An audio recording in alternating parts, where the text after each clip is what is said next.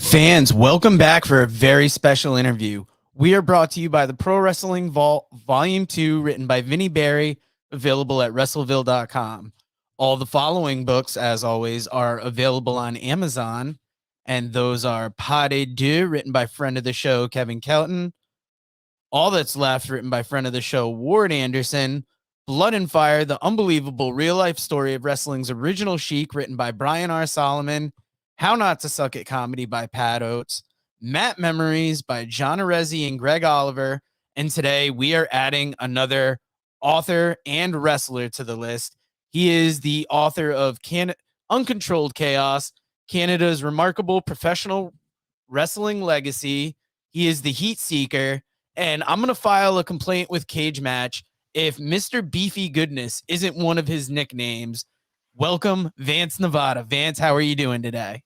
Doing great, Joe. I'm glad to be here.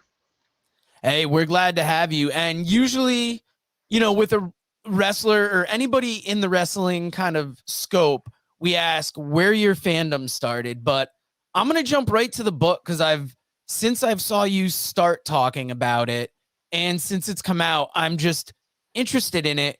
What made you decide to write about Canadian wrestling? You know what? I think as a kid, I got very interested in wrestling, and I remember, going to my school library and asking, what books do we have on wrestling? And there was maybe like an 8-page photo book of WWF superstars from like the 80s, or you'd have like a book on amateur wrestling, but there was nothing, for a kid that wanted to learn it. And so when I got into wrestling very early on, I got sort of bit by the history bug and wanted to know everything that there was to know about initially the Winnipeg wrestling scene in Manitoba. And then it just kind of snowballed where eventually it was just like this massive collection initially of results, just sort of tracking the whole history of the sport in Canada from about 1867 until the present. Yeah. Now, your first book, Wrestling in the Canadian West, was that kind of the section of Canada that you started writing about, and then you just wanted to go to the country as a whole? Yeah, whenever you're writing, the advice you get is write what you know. And for the majority of my career, I've spent in the western half of the country, and knew it, the subject matter intimately. But it also traveled to so many of those cities. It was easy for me to do the history because I would piggyback my wrestling bookings with opportunities for research. So if I knew, for example, that I needed to be in Calgary, Alberta at 5 o'clock on Friday, I would show up at noon on Friday and go hit the archives or the library and do a few hours of research before I had to get to the matches that night. So, the wrestling in the Canadian West was a great foundational piece, but you know, there's been so much history. I mean, there's been some books on Montreal that Pat LaPrade and Bertrand Hebert have put out a lot of stuff, including Mad Dogs, Midgets, and Screwjobs, which was a great, encapsulation of the Quebec scene. But there hadn't been really anything on the whole of Ontario, and there's been nothing really published on the Maritimes, on the East Coast.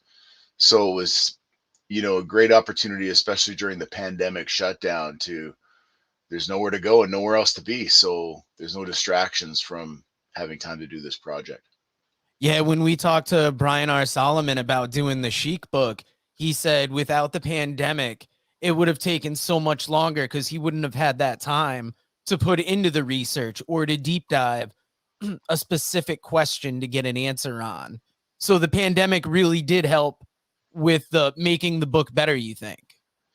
I think so. There's so many projects that you get into, and especially as a married guy, where maybe you're going to dive into something for the whole weekend, and your wife is like, "Well, why aren't we going out somewhere?" Well, there's nowhere to go. Yeah. The restaurants are closed, the malls are closed. There's no place to be. So we can binge watch some Netflix, but after that, I need to go do something creative so I don't feel my brain turning to mush. Now, are you a fan of the research, or is it something that you kind of have to psych yourself up for and it's maybe more of a chore? I think when you once you've gotten started, that I mean, originally I was uh, I've always been really fascinated by it. I'd say um, it's like putting together a big puzzle. So if you were, I'd say 10 years ago, when you were trying to find out, the history of, say, Stampede Wrestling in Calgary, any results that you would find were just for the city of Calgary. And you'd say, okay, well, we've got kind of a snapshot of who is in the territory. But when you could start to build what the whole schedule looked like for a wrestler that was there at that time, where you can put together the whole week and identify, yeah, Friday night was Calgary, Saturday night was Edmonton, Monday night was Lethbridge, Tuesday night was Red Deer, Wednesday Saskatoon, Thursday Regina, and really able to paint the picture of what it was like to be a wrestler in that era of wrestling. Unlike today, where primarily the independents are Friday and Saturday nights. What was it like to be a full time wrestler? So to be able to put together those pieces, and so you've got a pretty complete picture of what was it like on Stampede Wrestling, what was the Vancouver circuit, what was it like in Toronto. um, you find it's very addictive, and especially now with social media and so many groups, I find myself looking where you see like a card result and you're like, oh, maybe that's something new that I don't have. Mm. But now I've done so much that a lot of the research that I find online is stuff that people have stolen from me and reprinted, uh, because the format that I use is pretty distinct. So I'm like, oh, that's just my stuff. We're not finding out anything new today. Now, does it feel good to be looked at as a source, or is it more frustrating seeing your work kind of piggybacked off of? I think there's definitely a lot of historians that are very protective of what they've put together. But for me, I'm just glad that the information is out there. So there's a lot of stuff that would never have seen the light of day, where now we can, have a conversation where more people are aware of, those sort of workhorses, those journeymen from the territory era that came out of Canada, like Moose Morowski or the Von Steiger brothers or Bulldog Bob Brown, that they can find that information, and where 10 years ago it didn't exist. Yeah. Now, in the course of research, is there a piece of information that you were most surprised to come across?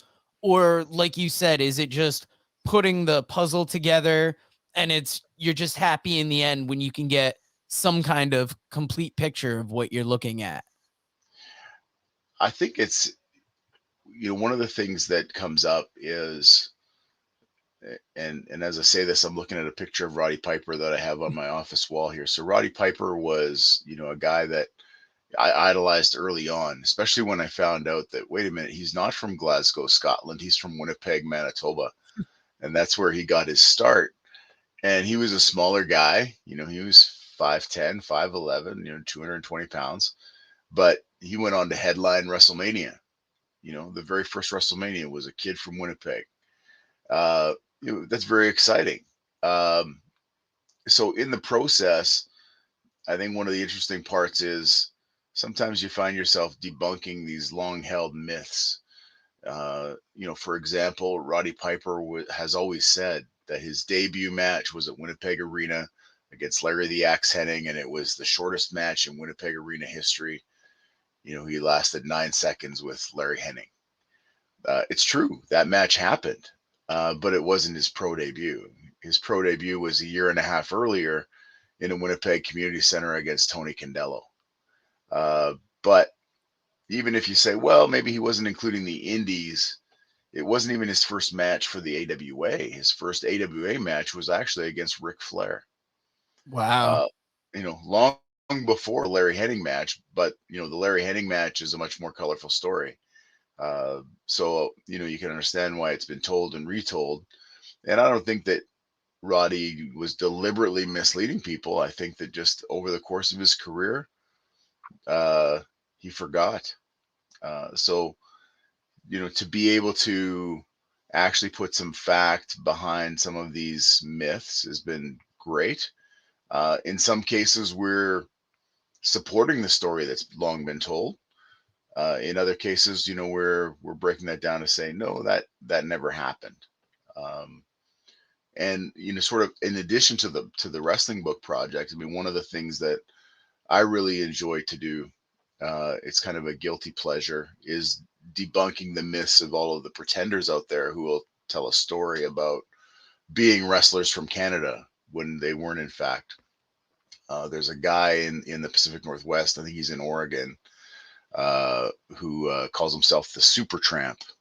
Mm. And he would always he sort of got into the wrestling business in the States by saying, "Oh yeah, I wrestled for Stu Hart in the '70s," and no one could ever prove that he didn't. They just feel like there's something seems really fishy about this guy.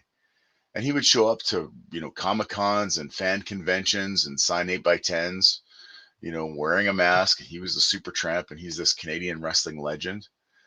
And I was very glad to like debunk that, to say no, this isn't you know this guy never wrestled a day in his life. This is all fictitious. And even tear apart his account where he says, well, I started for Stu in 1975 and my first opponent was Lumberjack Luke. Well, Lumberjack Luke wasn't even with Stu in 1975. So yeah. That's one of those things I enjoy about history, because I've heard they've done it a couple times on the Jim Cornette show where his co-host will read a program, and then based on the names, Jim is trying to guess where it happened. And there's just certain things that this guy was in this territory. So, if somebody's saying they were him like under a mask in another one, you could say, well, no, I know by the facts where they were. Yeah. So he used to show up quite famously every year at the Cauliflower Alley Club in Las Vegas at the reunions every year, until I started to show up and say, no, this guy has no claim to fame at all. So he doesn't come to Las Vegas anymore, surprisingly. Uh, And it's kind of important in the business too. That's, I guess, another piece of protecting it is keeping that integrity to the people in the ring and showing that respect, not trying to make a name off something just because you can make a baseless claim that people could be like, maybe it's possible, but they don't take him up on it. yeah, absolutely. I think that there's enough wrestlers that are due some respect that have been long forgotten about. In Canada, one of the best of all time was a wrestler named George Gordienko, who started in the '40s, and actually by 19 years old, he was already sort of being identified by promoters in the U.S. as a future world champion. Like, this guy will be NWA world champion. And what happened for him, it was just kind of an unfortunate situation of timing that his name was Gordienko at a time when the U.S. government was trying to, weed out all of the communists. And so he got, labeled as a commie and, deported from the United States.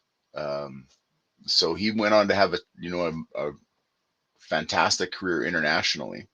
And he became a guy that you would use to build your territory. So someone like John De Silva would leave New Zealand, go to Europe for a year, sort of cut his teeth on the business. And when De Silva came back to New Zealand to set up the territory with himself as the man, George Gordienko was the guy that they would bring in with the credibility to build De Silva to be the champ, to be the Hulk Hogan of the day. And Gordienko did this over and over and over. Most famously in 1971, he did it in Iraq with Adnan El Casey, and they wrestled Wow. in Iraq. It was a one match show. It wasn't like WrestleMania where you've got 12 matches. Gordienko versus El Casey in 1971 in Iraq drew over 100,000 people for one match. And that guy was so close to, having a name that could have been fully recognized in the States.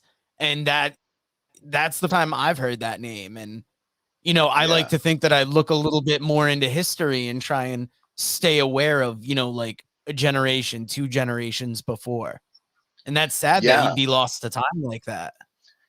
it is. And so that was, sort of one of the reasons that I really wanted to do the book. A lot of times now, because I'm still actively wrestling as well, and I'll be in a locker room and realize that if I'm wrestling with a 25-year-old kid or a 28-year-old kid who's been a fan his whole life, Mm, uh, his awareness of wrestling is nothing earlier than the year 2000. yeah. And so for them, like, classic wrestling is the Monday Night Wars. And I'm like, wow, man, like, there's so much that you don't know. Um, and it's really good because you see some of these young guys coming up, like, in the Canadian scene. That's what I'm familiar with. Young guys like Sean Gaston and Braden Goss and Cheetah Bear Jude Dawkins, and these guys are like really like students of the game. Where you'll see, like, they're, you're expecting that frame of reference to be the last generation, the last 20 years, and Yeah. they're pulling out, hey, what about this thing that Johnny Valentine used to do? And you're like, all right, okay. Uh, and implementing some of that classic stuff into their repertoire now, it's really exciting to see. Yeah, that's one thing we found doing this podcast because when we started it, we just wanted to hear wrestling stories from across the landscape, fans, referees, people on the fringes of the business. And you get to hear so many great stories from even a guy like we had a guy on that wrote the Lance Von Erich book. And at Sure. first I was like, Lance Von Erich? All right. I mean, that I remember, the Von Erichs, but Yeah. then we get into the story and I'm like, I never would have heard of this had I not come across it here. So I Yeah. love being able to hear those stories from different corners of wrestling. And that's what attracted me to your book was just getting to find out about Canada, being from the States. The most I know about Canadian touring would be the Tony Condello Death Tours. Yeah. And, when you talk about the Maritimes, I only know that JJ Dillon would make brief stops there. But Yeah. then to hear that you're writing about it more in depth, that's what makes me want to get the book is to hear about all these places that I've only heard snippets of. Yeah. We really wanted to, showcase the wrestlers, but also be able to paint the picture for people. So to say, hey, here's what the summer schedule on the Atlantic coast looked like, you know, Monday through Friday. So someone can, if they're interested enough, they can now pick up a map and look and say, oh, here was what that week looked like in terms of travel. So we've done that, from coast to coast. One of the things that we did, with this book, and it added an extra 6 months to the development time of the book, is we really tried to approach it from, an encyclopedia slash almanac, style of reporting. Because a lot of wrestling books I found, they're anecdotal, but they don't often have the dates that back up, the stories. And so the back section of the book includes a title history section of every championship ever recognized in Canada that I could find, Wow. and run down all of the title reigns. So there's over 700 belts, um, that That's a are lot. documented, and then statistics section. So statistically, based on the collection of 60,000 event results that I've compiled, who were the most prolific 100 men, women, and tag teams in Canadian history. The top 50 biggest draws of all time. And then, other stats like longest title reigns, most title reigns, Canadians that have held the world title ranked by number of days that they were world champion. So lots of other like facts and stats in there that find a place to get them in there that people may not be aware of. That's amazing, especially for, real wrestling nerds out there that want to go through that. And just you mentioning that section, I'm like, oh, that sells the book right there. Because you could have as many stories in there, but then getting to read numbers and getting to see all that broken down is fascinating. Now, you've been wrestling for a while. I wanted to ask, I found the name of your trainer, but I don't know how to pronounce that last name. Sure. Yeah. I started when I was 17 years old, and quite by fluke, I found a trainer. His name was Ernest Rowe, and he was Okay. a tough old Frenchman from southern Manitoba, and he was like a pipeline worker by trade. And when I wanted to get into wrestling, what had actually happened was when I was in high school, we had a French teacher who was just sort of really wanted to get people, to embrace French outside of French class. And so what he said to us was, if you watch the hockey game on TV on the French channel and tell me about it, that will count for credit. And I thought, what a bullshit thing. Like, Mhm. yeah, I can put the French game on. It doesn't mean I understand anything that they're saying. So I came up with this idea. I said, well, what if we staged a wrestling event and we did the commentary in French and all of the promos in French? And he was like, yeah, I like that idea. And so we were able to fund it as a school project. And I reached out and found Ernest Rowe, who had a wrestling ring, and we rented it from him. And we just did this, like, it was horrible, actually, if you watch the tape back. But just me and my high school buddies all had like a Royal Rumble, and with really like telegraphed, whiffed punches and all kinds of things.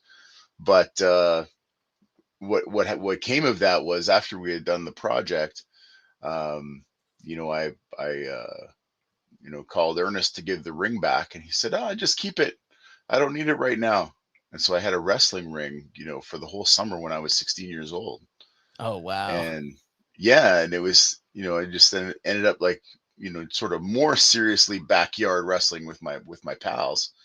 And then we decided to stage a show, and Ernest came up to watch the show, and he was gonna watch the show and then take his ring home. And when he watched it, he's like, that was pretty brutal, guys. I'm not gonna lie.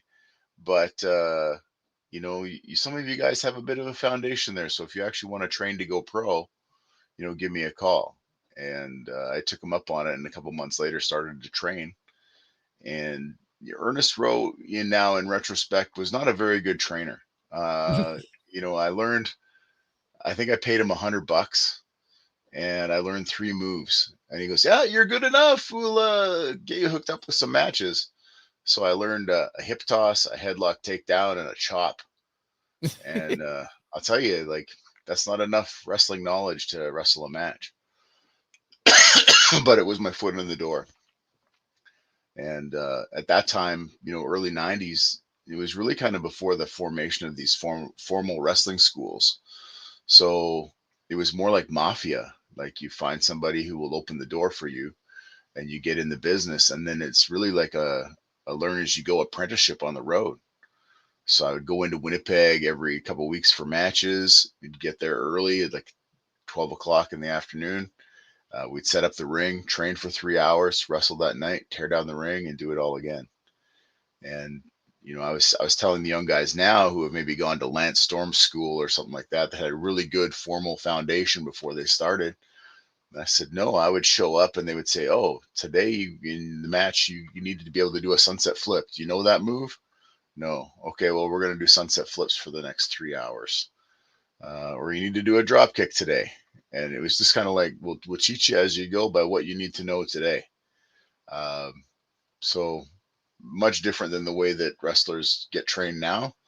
But we really had, a variety of influences, because we had some guys, that had wrestled the territories and had a lot of experience, guys that wrestled internationally that were now kicking around. So Rick Patterson, who was Leatherface in IWA Japan, he was a Winnipeg guy. And so between trips of Mexico or Puerto Rico or Japan, he'd be in Winnipeg and he'd be like, "Hey, here's this new move they're doing in Japan. You should try this out." Or Eddie Watts would be in from Puerto Rico. Or, you know, um, we had a few guys that, had been around a little bit, and wrestling was very transient at that time. So rather than having one trainer, I probably had 20, influences in that first 2 or 3 years. Now, do you think would if you had it all to do over again, would you learn like that again? Or would you go through the school route? Like, do you think learning like that helped you? I think it gave me a different appreciation for the industry because there were guys, that were coming up. I could think of, um, there was a Winnipeg wrestler who wrestled as Bugsy Slug, and he had actually trained in the same class with the Heart Camp as Chris Jericho and Lance Storm. Oh So wow. anytime you see a group shot of Chris Jericho and Lance Storm's training class, there he is, big heavy native guy, Paul Ranville out of Winnipeg, and he came back and he was pretty active, but it didn't feel like having that wrestling school foundation gave him any more respect. Um, it was almost some contempt from the local guys that, oh, here's this fancy guy who went to the Hart School. But that was that era. Um, I think um, if I had to do it over again, I probably would have saved up the money and gone to a school like the Hearts, though. Um, just first of all, for the credibility of the school in terms of being able to help open doors, but also to have a stronger foundation in what I needed to know earlier on. It would have been beneficial. Yeah, I didn't want to go right to asking about the Hearts because I feel like if you tell somebody you're a wrestler from Canada, that's got to be one of the first three questions you get. But so there was a want to go to the school that they do hold that kind of, reverence up there. Absolutely. If you are talking about wrestling families in Canada, there's only really three that are in the conversation, right? It's the Hearts in the West, it's the Rougeaus in Montreal, and it's the Cormiers in the Maritimes. So Leo Burke and his brothers. Oh, yeah, I've heard those names. Yeah. Now, getting back to the book, what is the process from like coming up with the idea to getting the finished product in your hands? How long does that take? And what is it like from start to finish? I imagine it's got to be a wave of emotions. Yeah, you know what? There's definitely, points in time, and you'll hear this from people that have done independent films as well, where they go into the project very passionately, and they do the actual creation of the project, and then it's usually in that post production phase where you just reach breaking points where you're like, okay, I give up. This thing is done. Um, for me, writing the book start to finish and compiling all the stats was about an 18-month process. And then you pass that on to a publisher and it's like handing over your baby. And one of the first conversations that I had with my publisher was like heartbreaking because this book is 239,000 words. And so they first piece of feedback they gave me was, typically books are 80,000 words. Yours is 239,000.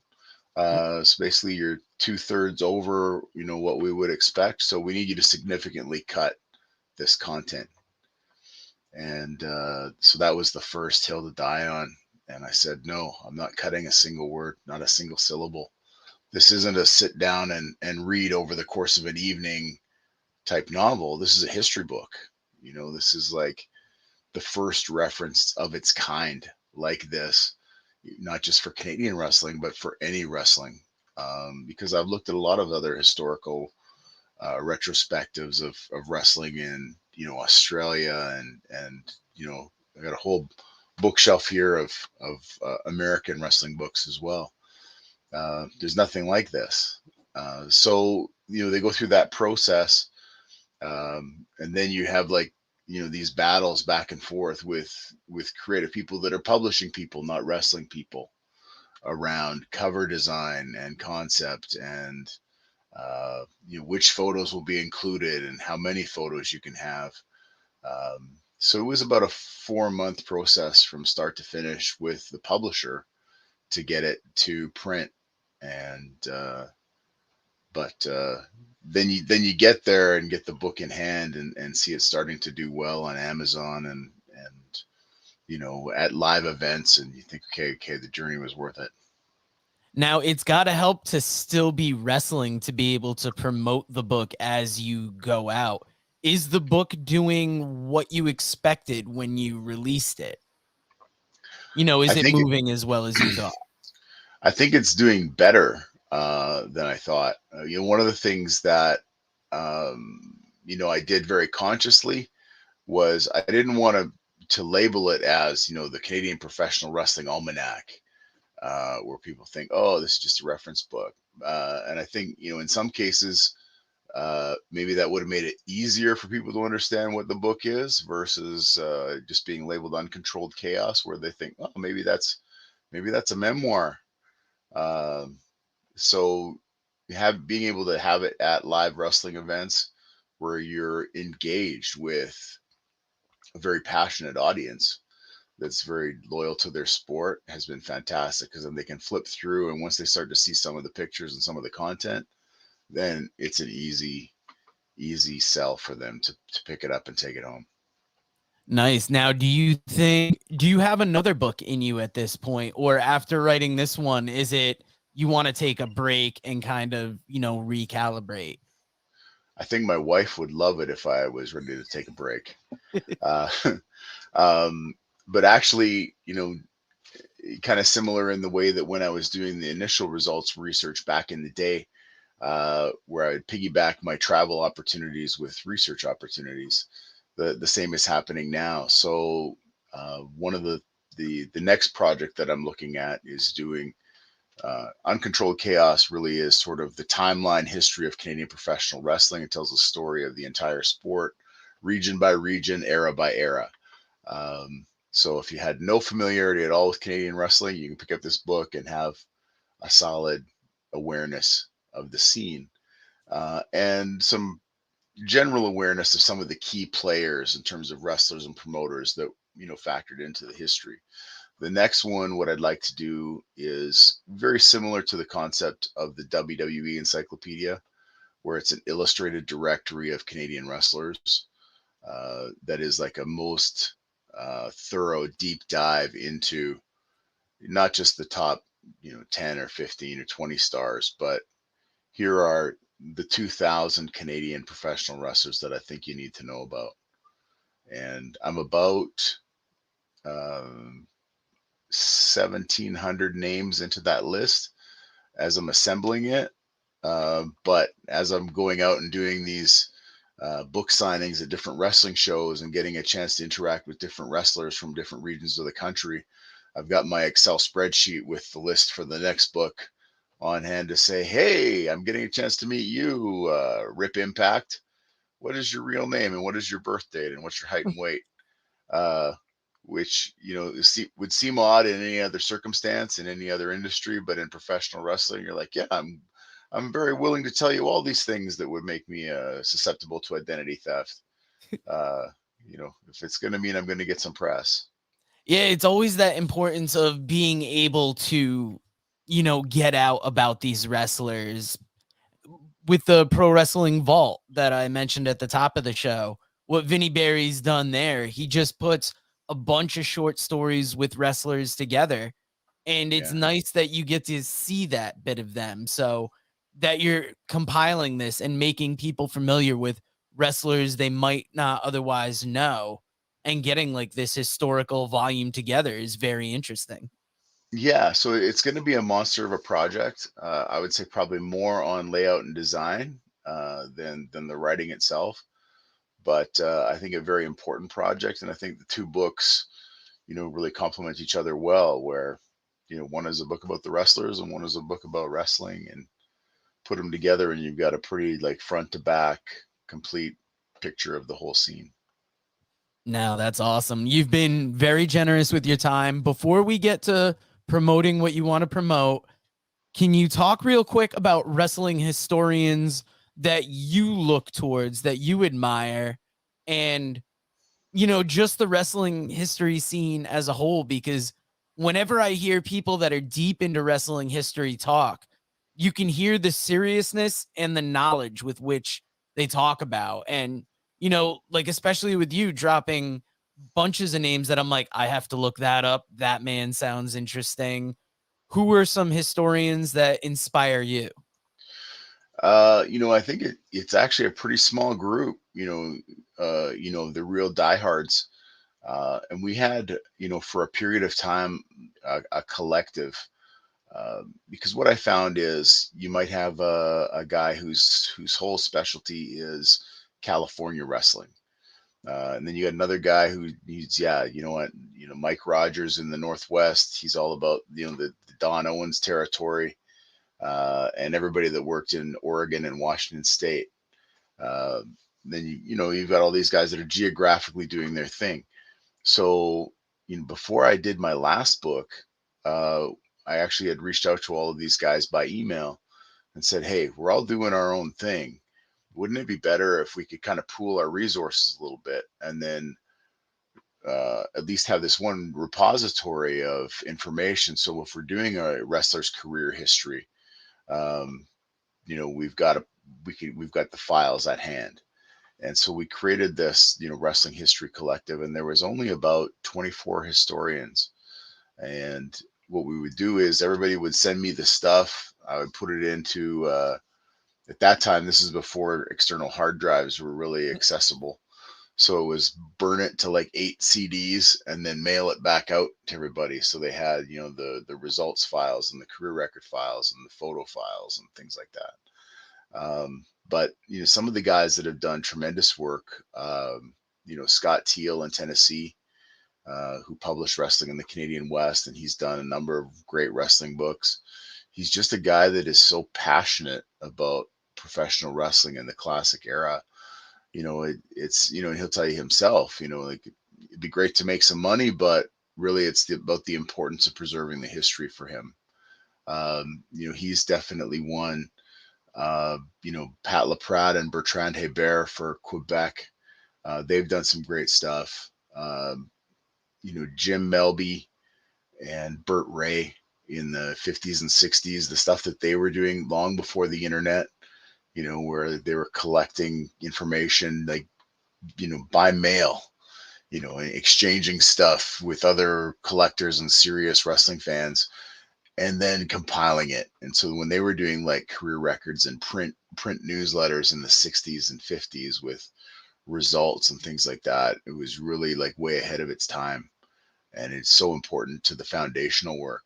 And then the other guy is the late J. Michael Kenyon, who, if you're talking to historians, like, he was sort of like the grand poobah of wrestling history, where we would transcribe, newspaper articles about wrestling, and from all eras. So there's a few guys out there that they're just remarkable in what they've done, and what they continue to do. I love hearing all those names now. Thank you for joining us today. We have included the link for the book in the description, but plug anything you'd like to plug before we get out of here. Yeah, absolutely. You can find the book most easily on Amazon, Uncontrolled Chaos, and it's available in hardcover, paperback, and Kindle editions. And it's been very well received, and I hope folks pick it up and dig into some of the great stuff that's happened in Canadian wrestling. Yeah, if you've got a wrestling fan in your life, we're right in that Christmas season. Get it in enough time to get it under the tree, because I think any real fan of wrestling is to love this book. Oh, we have a question here actually before we get out. My co-host, it's his birthday today, so I didn't want to make him have to get in on the interview, but what are some of your favorite wrestling books? I didn't even think to ask that. Yeah, in terms of biographies, one of my favorites is the Freddie Blassie book. Um, I've got it here. Of course, now that I've said that, I won't find it. But Freddie Blassie's biography is really great. I've just finished reading um, the new John Crowther book, uh, Blood, Sweat, and Shears: The Bushwhackers Story. Oh, I Um, saw that was out. I've been wanting to check that out. How was that? it's fantastic. It is. I would say a lot of times the wrestling books that you see, maybe produced by the WWE, are very uh, curated, um, very cleaned up. Whereas with the Bushwhackers book, like it's very candid, whether they're talking about, some of the crazy things that happened on the road or backstage or drug use or things like that. It's very, very honest. So it really stands out in terms of how refreshing it is. Um, J.J. Dillon's book, I really, really enjoyed. Um, really, I think I've found that if you're reading wrestling biographies, I'm most interested in the people that are telling their story about the path they took before they got to the top. And at the point when they're like, and then at that point, I debuted for the WWE. Okay, I'm not really interested in the rest of that stuff because I've seen that all on TV. Like I know the journey from there, right? Or we've seen all of that content on the internet already. But starting out in those high school gyms on some independent show and all the steps that it took for them to get to the top. Um, those are the kinds of stories that I like to see read about. Yeah, for me, it's the interesting opportunities that led to something more. Sometimes it's I talked to somebody that knew somebody that introduced me to, and then that's how they get trained, or that's how they get their first foot in the business. So those are the stories that are more interesting rather than because I hear what you're saying. The WWE books, they do serve a purpose, but it almost feels like in a way it's that narrative being told, Yes, not like the real true story of what they went through to get there. it's kind of the difference between if you've read Bret Hart's book, My Real Life in the Cartoon World of Wrestling.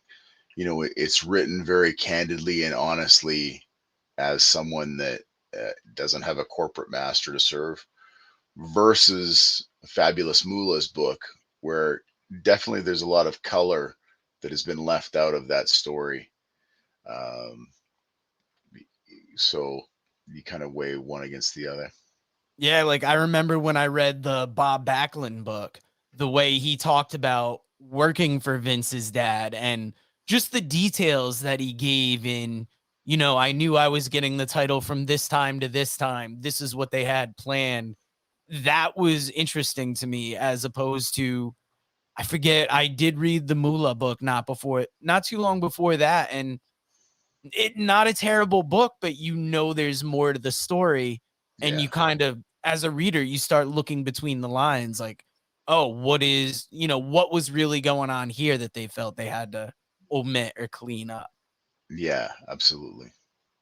Well, once again, Vance, thank you for joining us, and viewers, if you're out there, go on Amazon, get Uncontrolled Chaos.